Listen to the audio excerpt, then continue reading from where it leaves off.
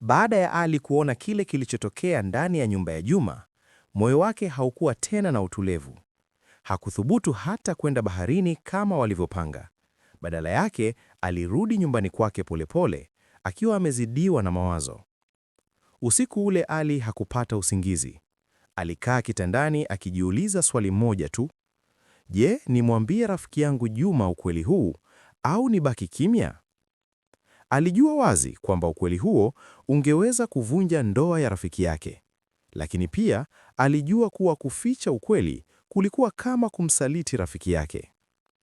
Kulipokucha, Juma alirudi kutoka kwa baba yake mgonjwa. Bila kupoteza muda, aliamua kwenda kwa rafiki yake Ali. Walipokutana, Juma alianza kumhadithia hali ya baba yake. Kwa sauti ya huzuni alisema, Ali, hali ya baba yangu imezidi kuwa mbaya. Naona sasa atanihitaji sana kuliko mwanzo. Maneno hayo yaliongeza presha ndani ya moyo wa Ali. Alijua wazi kuwa kama Juma angekuwa akikaa zaidi kwa baba yake, basi Amina angeendelea kufanya yale aliyoyaona usiku ule. Lakini Ali bado alishindwa kusema ukweli. Baada ya mazungumzo yao mafupi, Juma alirudi nyumbani kwake. Alipofika, Amina alimkaribisha kwa upole, kana kwamba hakuna kitu kilichotokea. Juma alimweleza mke wake kuhusu hali ya baba yake mgonjwa.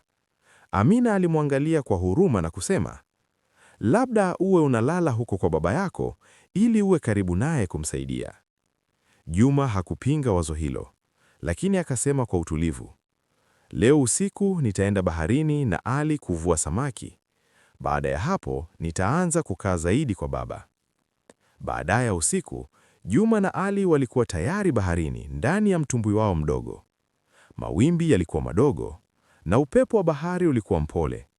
Lakini safari hii Ali hakuwa kama kawaida. Alikuwa kimya, akionekana mwenye mawazo mengi.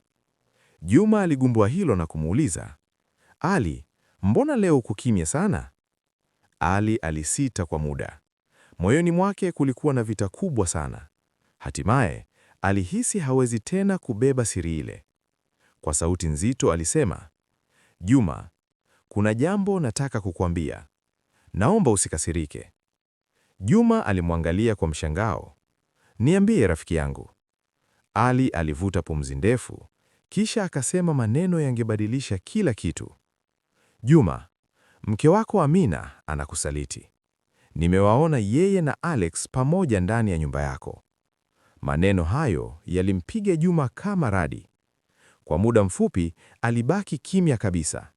Hatimaye alisema kwa sauti yenye maumivu, Ali, tafadhali, usifanye mzaha wa namna hiyo kuhusu mke wangu. Lakini Ali alitikisa kichwa polepole. Huo si mzaha Juma. Nimewaona kwa macho yangu mwenyewe. Ndani ya mtumbwi ule mdogo katikati ya bahari, dunia ya Juma ilianza kuvunjika. Hakuweza tena kuendelea na kazi ya kuvua samaki. Alikaa kimya, machozi yakianza kumtoka polepole. Kwa sauti iliyovunjika alisema, Amina, Amina, nimempa kila kitu.